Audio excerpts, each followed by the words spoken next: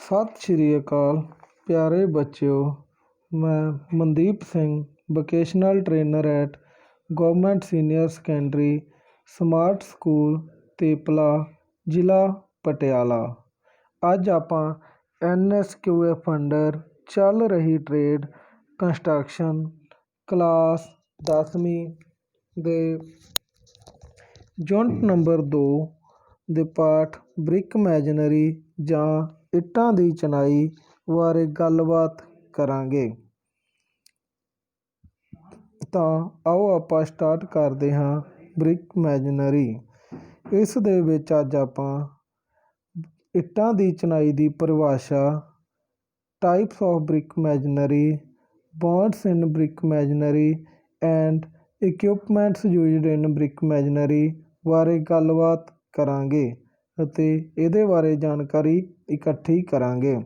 ਸਭ ਤੋਂ ਪਹਿਲਾਂ definition of brick masonry. Brick masonry is built by placing bricks mortar in a systematic manner to construct a solid mass। ਤਾਂ brick ਮੈਜ਼ਨਰੀ ਜਿਵੇਂ ਕਿ ਤੁਸੀਂ ਜਾਣਦੇ ਹੋ ਇੱਟਾਂ ਦੀ ਚਿਣਾਈ, ਬੁਲਟ ਮਤਲਬ ਉਸ ਦੀ ਉਸਾਰੀ, ਪਲੇਸਿੰਗ ਮੀਨ ਉਸ ਨੂੰ ਇੱਕ ਜਗ੍ਹਾ 'ਤੇ ਪਲੇਸ ਕਰਨਾ, ਬ੍ਰਿਕ ਮੋਰਟਰ ਮੀਨ ਗਾਰਾ ਜਾਂ ਮਸਾਲਾ ਐਂਡ ਸਿਸਟਮੈਟਿਕ ਮੈਨਰ ਚੰਗੇ ਤਰੀਕੇ ਨਾਲ।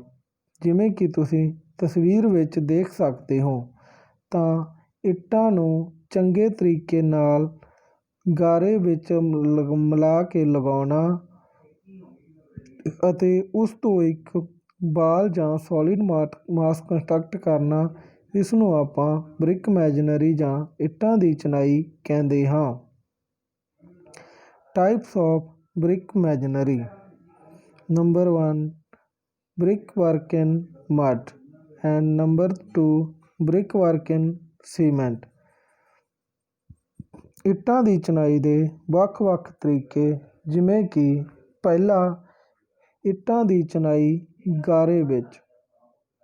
ਇਹ ਚਿਣਾਈ ਆਮ ਤੌਰ 'ਤੇ ਸਸਤੀ ਪੈਂਦੀ ਹੈ ਅਤੇ ਪਹਿਲਾਂ ਵਾਲੇ ਸਮਿਆਂ ਵਿੱਚ ਜਦੋਂ ਸੀਮੈਂਟ ਨਹੀਂ ਮਿਲਦਾ ਸੀ ਉਸ ਸਮੇਂ ਜ਼ਿਆਦਾਤਰ ਚਿਣਾਈ ਗਾਰੇ ਵਿੱਚ ਹੀ ਕੀਤੀ ਜਾਂਦੀ ਸੀ ਜਾਂ ਉਸ ਸਮੇਂ ਕੁਛ ਚਿਣਾਈ ਚੂਨੇ ਵਿੱਚ ਵੀ ਕੀਤੀ ਜਾਂਦੀ ਸੀ। ਜਿਵੇਂ ਕਿ ਪੁਰਾਣੇ ਸਮੇਂ ਵਿੱਚ ਅੰਗਰੇਜ਼ਾਂ ਵੱਲੋਂ ਬਣਾਏ ਗਏ ਪੁਲ, ਰੇਲਵੇ ਲਾਈਨਾਂ ਉੱਪਰ ਦੇ ਪੁਲ, ਨਹਿਰਾਂ ਦੇ ਪੁਲ ਆਦਿ ਚੂਨੇ ਵਿੱਚ ਬਣਾਏ ਗਏ ਸਨ। ਜ਼ਿਆਦਾਤਰ ਘਰਾਂ ਦਾ ਕੰਮ ਗਾਰੇ ਦੀ ਚਿਣਾਈ ਵਿੱਚ ਹੀ ਕੀਤਾ ਜਾਂਦਾ ਸੀ। Number 2 brick work in cement. ਇੱਟਾਂ ਦੀ ਚਿਣਾਈ ਸੀਮੈਂਟ ਮਸਾਲੇ ਵਿੱਚ। ਇਹ ਗਾਰੇ ਨਾਲੋਂ ਜ਼ਿਆਦਾ ਮਜ਼ਬੂਤ ਹੁੰਦੀ ਹੈ, ਪਰ ਇਹ ਗਾਰੇ ਦੀ ਚਿਣਾਈ ਨਾਲੋਂ ਮਹਿੰਗੀ ਵੀ ਪੈਂਦੀ ਹੈ। ਗਾਰੇ ਵਾਲੀ ਚਿਣਾਈ ਵਾਲੀ ਇੱਟ ਦੀ ਵਰਤੋਂ ਦੁਬਾਰਾ ਵੀ ਹੋ ਸਕਦੀ ਹੈ ਕਿਉਂਕਿ ਇਸ ਦੀਵਾਰ ਨੂੰ ਤੋੜਨਾ ਬਹੁਤ ਆਸਾਨ ਹੁੰਦਾ ਹੈ, ਪਰ ਸੀਮੈਂਟ ਵਾਲੀ ਕੰਧ ਨੂੰ ਤੋੜਨਾ ਮੁਸ਼ਕਿਲ ਹੁੰਦਾ ਹੈ ਅਤੇ ਇਸ ਵਿੱਚ ਇੱਟਾਂ ਦੇ ਬਹੁਤ ਸਾਰੇ ਭਾਗ ਟੁੱਟ ਜਾਂਦੇ ਹਨ ਜਾਂ ਕ੍ਰੈਕ ਹੋ ਜਾਂਦੇ ਹਨ। Brick definition. ਇੱਟ ਦੀ ਪਰਿਭਾਸ਼ਾ। Brick is a rectangular block of clay used for construction. ਇੱਟ ਇੱਕ ਆਇਤਾਕਾਰ ਟੁਕੜਾ ਹੁੰਦਾ ਹੈ ਜੋ ਕਿ ਕਲੇ ਮਿੱਟੀ ਤੋਂ ਬਣਿਆ ਹੁੰਦਾ ਹੈ। ਇਸ ਨੂੰ ਇੱਕ ਸਾਂਚੇ ਵਿੱਚ ਢਾਲ ਕੇ ਤਿਆਰ ਕੀਤਾ ਜਾਂਦਾ ਹੈ। ਇਸ ਦਾ ਆਮ ਸਾਈਜ਼ 19 ਸੈਂਟੀਮੀਟਰ ਗੁਣਾ 9 ਸੈਂਟੀਮੀਟਰ ਗੁਣਾ 9 ਸੈਂਟੀਮੀਟਰ ਹੁੰਦਾ ਹੈ। Types of BRICS. ਇੱਟ ਦੀਆਂ ਕਿਸਮਾਂ। ਨੰਬਰ 1 ਕਾਮਨ ਬਰਨਟ ਕਲੇ ਬ੍ਰਿਕਸ। ਆਮ ਤੌਰ 'ਤੇ ਵਰਤੀ ਜਾਣ ਵਾਲੀ ਪੱਕੀ ਇੱਟ। ਸਭ ਤੋਂ ਪਹਿਲਾਂ ਕਲੇ ਮਿੱਟੀ ਨੂੰ ਚੰਗੀ ਤਰ੍ਹਾਂ ਤਿਆਰ ਕਰਕੇ ਉਸ ਨੂੰ ਸਾਂਚੇ ਵਿੱਚ ਢਾਲਿਆ ਜਾਂਦਾ ਹੈ। ਇਸ ਤਰ੍ਹਾਂ ਬਣੀਆਂ ਹੋਈਆਂ ਇੱਟਾਂ ਨੂੰ ਕੱਚੀਆਂ ਇੱਟਾਂ ਕਿਹਾ ਜਾਂਦਾ ਹੈ। ਇਹਨਾਂ ਦੇ ਚੰਗੀ ਤਰ੍ਹਾਂ ਸੁੱਕਣ ਤੋਂ ਬਾਅਦ ਇਸ ਨੂੰ ਭੱਠੇ ਵਿੱਚ ਰੱਖਿਆ ਜਾਂਦਾ ਹੈ ਅਤੇ ਹਾਈ ਟੈਂਪਰੇਚਰ 'ਤੇ ਪਕਾਇਆ ਜਾਂਦਾ ਹੈ। ਇਸ ਤੋਂ ਬਾਅਦ ਇਹਨਾਂ ਦਾ ਰੰਗ ਬਦਲ ਕੇ ਲਾਲ ਹੋ ਜਾਂਦਾ ਹੈ ਅਤੇ ਇਹ ਵਧੇਰੇ ਭਾਰ ਸਹਿਣ ਦੇ ਯੋਗ ਹੋ ਜਾਂਦੀਆਂ ਹਨ। Number 2, concrete BRICS. ਕੰਕਰੀਟ ਨਾਲ ਬਣੀ ਹੋਈ ਇੱਟ। ਜਿਵੇਂ ਕਿ ਤੁਸੀਂ ਜਾਣਦੇ ਹੋ ਕਿ ਕੰਕਰੀਟ ਸੀਮੈਂਟ, ਸੈਂਡ ਜਾਂ ਰੇਤਾ ਅਤੇ ਬਜਰੀ ਜਾਂ ਐਗਰੀਗੇਟ ਨੂੰ ਮਿਲ ਕੇ ਬਣਾਇਆ ਜਾਂਦਾ ਹੈ। ਕੰਕਰੀਟ ਤਿਆਰ ਕਰਨ ਤੋਂ ਬਾਅਦ ਇਹਨਾਂ ਨੂੰ ਇੱਕ ਸਾਂਚੇ ਵਿੱਚ ਢਾਲਿਆ ਜਾਂਦਾ ਹੈ ਅਤੇ ਸੁੱਕਣ ਤੋਂ ਬਾਅਦ ਇੱਟ ਤਿਆਰ ਹੋ ਜਾਂਦੀ ਹੈ। ਇਸ ਤਰ੍ਹਾਂ ਦੀਆਂ ਇੱਟਾਂ ਜ਼ਿਆਦਾ ਭਾਰ ਸਹਿਣ ਦੇ ਯੋਗ ਹੁੰਦੀਆਂ ਹਨ ਅਤੇ ਇਹਨਾਂ ਦੀ ਵਰਤੋਂ ਇੰਡਸਟਰੀਅਲ ਏਰੀਏ ਵਿੱਚ ਜ਼ਿਆਦਾ ਕੀਤੀ ਜਾਂਦੀ ਹੈ। Number 3, sand lime bricks. ਮਿੱਟੀ ਅਤੇ ਚੂਨੇ ਤੋਂ ਬਣੀਆਂ ਹੋਈਆਂ ਇੱਟਾਂ। ਮਿੱਟੀ ਅਤੇ ਚੂਨੇ ਨੂੰ ਇੱਕ ਖਾਸ ਅਨੁਪਾਤ ਵਿੱਚ ਮਿਲਾ ਕੇ ਉਸ ਮੋਰਟਾਰ ਨੂੰ ਇੱਕ ਸਾਂਚੇ ਵਿੱਚ ਢਾਲ ਕੇ ਇੱਟ ਤਿਆਰ ਕੀਤੀ ਜਾਂਦੀ ਹੈ। ਇਸ ਤਰ੍ਹਾਂ ਬਣੀ ਹੋਈ ਇੱਟ ਨੂੰ ਸੈਂਡ ਲਾਈਮ ਬ੍ਰਿਕ ਜਾਂ ਮਿੱਟੀ ਚੂਨੇ ਤੋਂ ਤਿਆਰ ਇੱਟ ਕਿਹਾ ਜਾਂਦਾ ਹੈ। ਫਲਾਈ ਐਸ਼ ਕਲੇ ਬ੍ਰਿਕਸ। ਇਸ ਤਰ੍ਹਾਂ ਫਲਾਈ ਐਸ਼ ਸਵਾਹ ਅਤੇ ਮਿੱਟੀ ਤੋਂ ਬਣੀ ਹੋਈ ਇੱਟ। ਜਿਵੇਂ ਕਿ ਤੁਸੀਂ ਜਾਣਦੇ ਹੋ, ਸਵਾਹ ਅਤੇ ਮਿੱਟੀ ਨੂੰ ਇੱਕ ਖਾਸ ਅਨੁਪਾਤ ਵਿੱਚ ਮਿਲਾ ਕੇ ਉਹਨਾਂ ਨੂੰ ਸਾਂਚੇ ਵਿੱਚ ਢਾਲ ਕੇ ਇੱਟਾਂ ਤਿਆਰ ਕੀਤੀਆਂ ਜਾਂਦੀਆਂ ਹਨ। Number 5, engineering bricks. ਇਹ ਇੱਟਾਂ ਘੱਟ ਭਾਰ ਵਾਲੀਆਂ ਹੁੰਦੀਆਂ ਹਨ ਅਤੇ ਇਹਨਾਂ ਦੀ ਭਾਰ ਸਹਿਣ ਦੀ ਸਮਰੱਥਾ ਵੀ ਘੱਟ ਹੁੰਦੀ ਹੈ। ਇਹਨਾਂ ਦੀ ਵਰਤੋਂ ਜ਼ਿਆਦਾਤਰ ਪਾਰਟੀਸ਼ਨ ਵਾਲ ਵਿੱਚ ਕੀਤੀ ਜਾਂਦੀ ਹੈ। Equipments used in brick ਮੈਸਨਰੀ construction. ਤਾਂ ਇੱਟਾਂ ਦੀ ਚਿਣਾਈ ਕਰਦੇ ਸਮੇਂ ਵਰਤੇ ਜਾਣ ਵਾਲੇ ਔਜ਼ਾਰ ਜਾਂ ਸੰਦ। ਸਭ ਤੋਂ ਪਹਿਲਾਂ ਆਪਾਂ ਗੱਲ ਕਰਾਂਗੇ ਹੈਮਰ, ਜਿਸ ਨੂੰ ਪੰਜਾਬੀ ਵਿੱਚ ਹਥੌੜਾ ਜਾਂ ਤੇਸੀ ਵੀ ਕਿਹਾ ਜਾਂਦਾ ਹੈ। ਇਸ ਦੀ ਵਰਤੋਂ ਇੱਟ ਨੂੰ ਤੋੜਨ ਲਈ, ਕੁੱਟਣ ਲਈ, ਕਿੱਲ ਗੱਡਣ ਲਈ ਆਦਿ ਲਈ ਕੀਤੀ ਜਾਂਦੀ ਹੈ। ਇਹ ਵੱਖ-ਵੱਖ ਭਾਰ ਵਾਲੇ ਹੁੰਦੇ ਹਨ ਅਤੇ ਜ਼ਰੂਰਤ ਮੁਤਾਬਕ ਵੱਖ-ਵੱਖ ਥਾਵਾਂ 'ਤੇ ਵੱਖ-ਵੱਖ ਭਾਰ ਵਾਲੇ ਹੈਮਰ ਵਰਤੇ ਜਾਂਦੇ ਹਨ। ਸੈਕਿੰਡ ਇਜ਼ ਟਰੋਵਲ, ਜਾਂ ਜਿਸ ਨੂੰ ਪੰਜਾਬੀ ਵਿੱਚ ਕਾਂਡੀ ਵੀ ਕਿਹਾ ਜਾਂਦਾ ਹੈ। ਇਸ ਦੀ ਵਰਤੋਂ ਮਸਾਲਾ ਚੱਕਣ ਤੇ ਵਿਛਾਉਣ ਵਾਸਤੇ ਕੀਤੀ ਜਾਂਦੀ ਹੈ। ਕਾਂਡੀ ਵੱਖ-ਵੱਖ ਸਾਈਜ਼ ਦੀ ਬਾਜ਼ਾਰ ਵਿੱਚ ਉਪਲਬਧ ਹੈ। ਇਸ ਨੂੰ ਆਪਾਂ ਆਪਣੀ ਜ਼ਰੂਰਤ ਮੁਤਾਬਕ ਬਾਜ਼ਾਰ ਵਿੱਚੋਂ ਖਰੀਦ ਸਕਦੇ ਹਾਂ। ਥਰਡ ਵਨ ਇਜ਼ ਸਪੇਡ, ਕਹੀ ਜਾਂ ਫਾਵੜਾ। ਇਸ ਦੀ ਵਰਤੋਂ ਮਸਾਲਾ ਰਲਾਉਣ ਵਾਸਤੇ, ਤਸਲਾ ਭਰਨ ਵਾਸਤੇ ਜਾਂ ਕੰਕਰੀਟ ਨੂੰ ਵਿਛਾਉਣ ਵਾਸਤੇ ਕੀਤੀ ਜਾਂਦੀ ਹੈ। ਫੋਰਥ ਇਜ਼ ਮੋਰਟਾਰ ਪੈਨ ਜਾਂ ਤਸਲਾ। ਇਸ ਦੀ ਵਰਤੋਂ ਮਸਾਲੇ ਨੂੰ ਇੱਕ ਜਗ੍ਹਾ ਤੋਂ ਦੂਜੀ ਜਗ੍ਹਾ 'ਤੇ ਲਿਆਉਣ ਵਾਸਤੇ ਕੀਤੀ ਜਾਂਦੀ ਹੈ। ਇਹ ਲੋਹੇ ਅਤੇ ਸਿਲਵਰ ਅਤੇ ਪਲਾਸਟਿਕ ਆਦਿ ਦੇ ਬਣੇ ਹੋਏ ਹੁੰਦੇ ਹਨ। ਇਹ ਵੱਖ-ਵੱਖ ਸਾਈਜ਼ ਦੇ ਬਾਜ਼ਾਰ ਵਿੱਚ ਉਪਲਬਧ ਹਨ। ਇਸ ਨੂੰ ਆਪਾਂ ਆਪਣੀ ਲੋੜ ਮੁਤਾਬਕ ਸਾਈਜ਼ ਦਾ ਬਾਜ਼ਾਰ ਵਿੱਚੋਂ ਖਰੀਦ ਸਕਦੇ ਹਾਂ। Next is spirit level. ਇਸ ਦੀ ਵਰਤੋਂ ਗੇਟ, ਵਿੰਡੋ, ਛੱਤ ਜਾਂ ਫਰਸ਼ ਦਾ ਲੈਵਲ ਚੈੱਕ ਕਰਨ ਵਾਸਤੇ ਕੀਤੀ ਜਾਂਦੀ ਹੈ। ਇਸ ਵਿੱਚ ਇੱਕ ਟਿਊਬ ਲੱਗੀ ਹੋਈ ਹੁੰਦੀ ਹੈ, ਜਿਸ ਵਿੱਚ ਪਾਣੀ ਦੇ ਨਾਲ-ਨਾਲ ਇੱਕ ਹਵਾ ਦਾ ਬੁਲਬੁਲਾ ਹੁੰਦਾ ਹੈ, ਜੋ ਕਿ ਲੈਵਲ ਬਾਰੇ ਜਾਣਕਾਰੀ ਦਿੰਦਾ ਹੈ। ਜੇਕਰ ਹਵਾ ਦਾ ਬੁਲਬੁਲਾ ਪਾਈਪ ਦੇ ਬਿਲਕੁਲ ਸੈਂਟਰ ਟੌਪ 'ਤੇ ਹੈ ਤਾਂ ਉਸ ਦਾ ਮਤਲਬ ਆਪਣਾ ਲੈਵਲ ਬਿਲਕੁਲ ਸਹੀ ਹੈ, ਜਾਂ ਇਸ ਨੂੰ ਆਪਾਂ ਜ਼ੀਰੋ ਲੈਵਲ ਵੀ ਕਹਿ ਸਕਦੇ ਹਾਂ। ਪਰ ਜੇਕਰ ਇਹ ਬੁਲਬੁਲਾ ਇੱਕ ਸਾਈਡ ਨੂੰ ਜਾ ਰਿਹਾ ਹੈ ਤਾਂ ਜਿਸ ਸਾਈਡ ਨੂੰ ਇਹ ਬੁਲਬੁਲਾ ਜਾ ਰਿਹਾ ਹੈ ਉਸ ਵਾਲੀ ਸਾਈਡ ਉੱਚੀ ਹੈ ਅਤੇ ਦੂਸਰੀ ਸਾਈਡ ਨੀਵੀਂ ਹੈ। ਨੈਕਸਟ ਇਜ ਪਲਮ ਬੋਬ ਜਾਂ ਲਾਟੂ। ਇਸ ਦੀ ਵਰਤੋਂ ਦੀਵਾਰ ਦੀ ਚਿਣਾਈ ਕਰਦੇ ਸਮੇਂ ਦੀਵਾਰ ਨੂੰ ਫਰਸ਼ ਤੋਂ 90 ਡਿਗਰੀ ਦੇ ਐਂਗਲ 'ਤੇ ਜਾਂ ਗਰਾਊਂਡ ਦੇ ਪਰਪੈਂਡੀਕੂਲਰ ਰੱਖਣ ਲਈ ਕੀਤੀ ਜਾਂਦੀ ਹੈ। ਇਹ ਲਾਟੂ ਦੇ ਆਕਾਰ ਦਾ ਹੋਣ ਕਰਕੇ ਇਸ ਨੂੰ ਪੰਜਾਬੀ ਵਿੱਚ ਲਾਟੂ ਵੀ ਕਿਹਾ ਜਾਂਦਾ ਹੈ।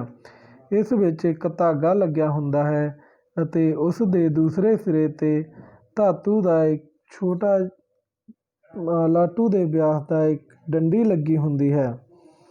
ਉਸ ਦੇ ਵੀ ਬਿਲਕੁਲ ਸੈਂਟਰ ਵਿੱਚ ਹੋਲ ਹੁੰਦਾ ਹੈ।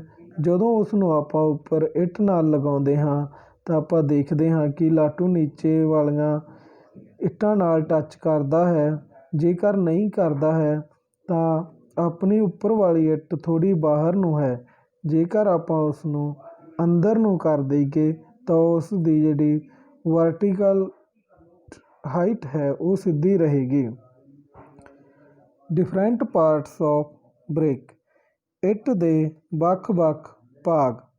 First is structure.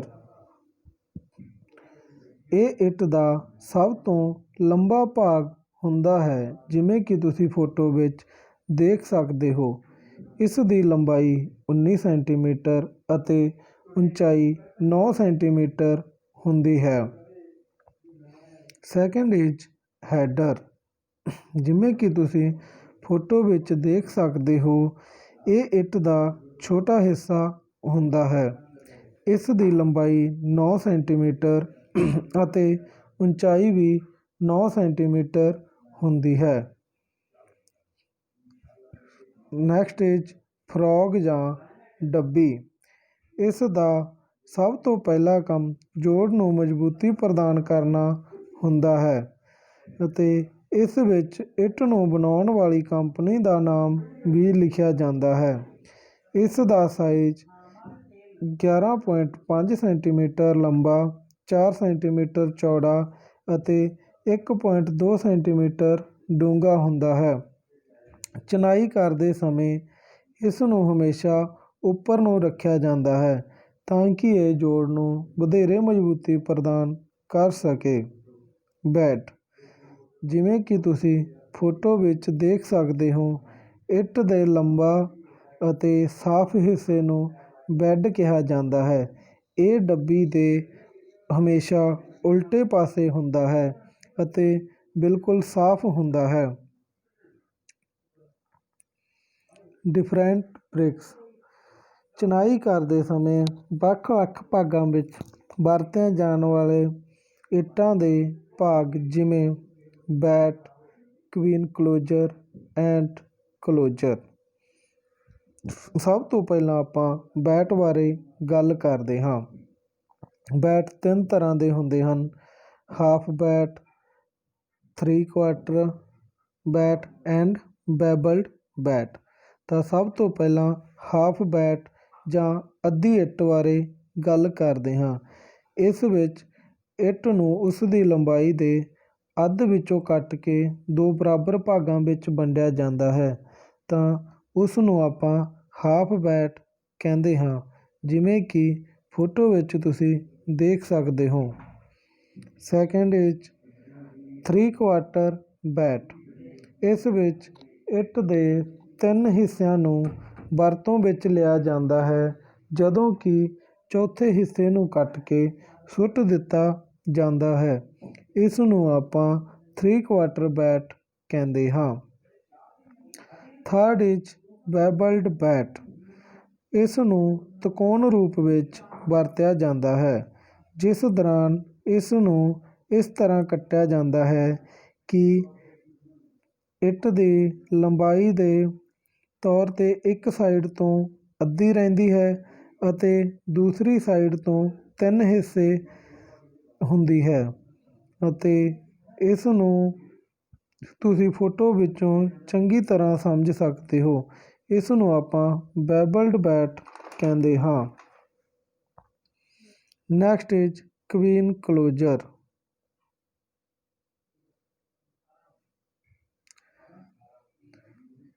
ਇਹ ਇੱਟ ਦਾ ਉਹ ਭਾਗ ਹੈ ਜਿਸ ਵਿੱਚ ਇੱਟ ਦੀ ਲੰਬਾਈ ਅਤੇ ਮੋਟਾਈ ਪੂਰੀ ਰੱਖੀ ਜਾਂਦੀ ਹੈ, ਪਰ ਉਸ ਦੀ ਚੌੜਾਈ ਨੂੰ ਅੱਧਾ ਕਰ ਦਿੱਤਾ ਜਾਂਦਾ ਹੈ।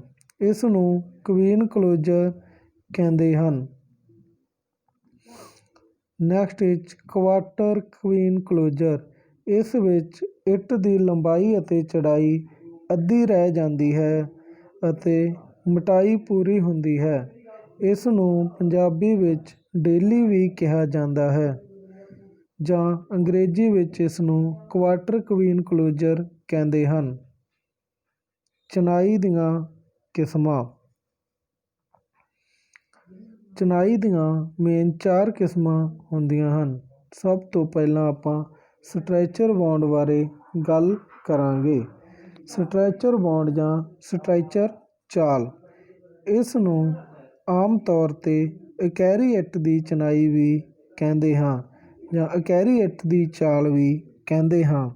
ਇਸ ਦੀ ਜ਼ਿਆਦਾ ਵਰਤੋਂ ਪਾਰਟੀਸ਼ਨ ਵਾਲ ਵਿੱਚ ਕੀਤੀ ਜਾਂਦੀ ਹੈ। ਇਸ ਵਿੱਚ ਆਪਾਂ ਨੂੰ ਸਾਈਡ ਤੋਂ ਦੇਖਣ 'ਤੇ 19 ਸੈਂਟੀਮੀਟਰ ਗੁਣਾ 9 ਸੈਂਟੀਮੀਟਰ ਵਾਲਾ ਹਿੱਸਾ ਹੀ ਦਿਖਾਈ ਦਿੰਦਾ ਹੈ।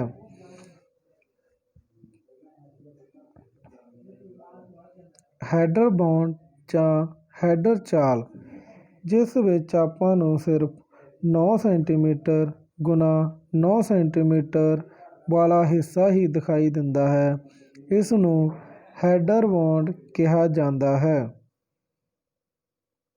ਥਰਡ ਇਜ਼ ਇੰਗਲਿਸ਼ ਬੌਂਡ ਜਾਂ ਅੰਗਰੇਜ਼ੀ ਚਾਲ। ਇਹ ਹੈਡਰ ਅਤੇ ਸਟਰੈਚਰ ਬੌਂਡ ਨੂੰ ਮਿਲਾ ਕੇ ਬਣਾਇਆ ਗਿਆ ਹੈ। ਇਸ ਵਿੱਚ ਇੱਕ ਰਦਾ ਜਾਂ ਕੋਰਸ ਹੈਡਰ ਦਾ ਅਤੇ ਇੱਕ ਰਦਾ ਜਾਂ ਕੋਰਸ ਸਟਰੈਚਰ ਦਾ ਲਗਾਇਆ ਜਾਂਦਾ ਹੈ। ਇਹ ਸਭ ਤੋਂ ਜ਼ਿਆਦਾ ਮਜ਼ਬੂਤ ਹੁੰਦਾ ਹੈ ਅਤੇ ਇਸ ਦੀ ਵਰਤੋਂ ਸਭ ਤੋਂ ਜ਼ਿਆਦਾ ਕੀਤੀ ਜਾਂਦੀ ਹੈ। ਇੰਗਲਿਸ਼ ਬੌਂਡ, ਜਿਵੇਂ ਕਿ ਤੁਸੀਂ ਫੋਟੋ ਵਿੱਚ ਦੇਖ ਸਕਦੇ ਹੋ, ਇੱਕ ਰਦਾ ਸਟਰੈਚਰ ਅਤੇ ਦੂਸਰਾ ਰਦਾ ਹੈਡਰ ਦਾ ਲਗਾਇਆ ਜਾਂਦਾ ਹੈ। ਇਸ ਵਿੱਚ ਜੋੜਾਂ ਨੂੰ ਇਸ ਪ੍ਰਕਾਰ ਮਾਰਿਆ ਜਾਂਦਾ ਹੈ ਕਿ ਕਿਤੇ ਵੀ 2 ਇੱਟਾਂ ਦਾ ਜੋੜ ਇਕੱਠਾ ਨਹੀਂ ਹੁੰਦਾ। ਜੇ ਜੋੜ ਇਕੱਠੇ ਹੋਣ ਲੱਗ ਜਾਣ ਤਾਂ ਵਾਲ ਦੀ ਜਿਹੜੀ ਮਜ਼ਬੂਤੀ ਹੈ ਉਹ ਘੱਟ ਜਾਵੇਗੀ ਅਤੇ ਕਰੈਕ ਆਉਣ ਦੀ ਸੰਭਾਵਨਾ ਵੱਧ ਜਾਵੇਗੀ। Last is Flemish bond. Flemish bond, ਜੋ ਕਿ ਇੰਗਲਿਸ਼ ਚਾਲ ਤੋਂ ਜਾਂ ਅੰਗਰੇਜ਼ੀ ਚਾਲ ਤੋਂ ਹੀ ਬਣਾਇਆ ਗਿਆ ਹੈ, ਜਿਸ ਵਿੱਚ ਇੱਕ ਹੀ ਰਦੇ ਵਿੱਚ ਹੈਡਰ ਅਤੇ ਸਟਰੈਚਰ ਦੀ ਵਰਤੋਂ ਕੀਤੀ ਜਾਂਦੀ ਹੈ, ਜਿਵੇਂ ਕਿ ਤੁਸੀਂ ਫੋਟੋ ਵਿੱਚ ਦੇਖ ਸਕਦੇ ਹੋ। ਇਹ ਬੌਂਡ ਚਾਲ ਅੰਗਰੇਜ਼ੀ ਚਾਲ ਨਾਲੋਂ ਘੱਟ ਮਜ਼ਬੂਤ ਹੁੰਦੀ ਹੈ ਅਤੇ ਮਹਿੰਗੀ ਵੀ ਪੈਂਦੀ ਹੈ। ਇਸ ਵਿੱਚ ਇੱਕੋ ਲਾਈਨ ਵਿੱਚ ਸਟਰੈਚਰ ਅਤੇ ਹੈਡਰ ਦੀ ਵਰਤੋਂ ਕੀਤੀ ਜਾਂਦੀ ਹੈ।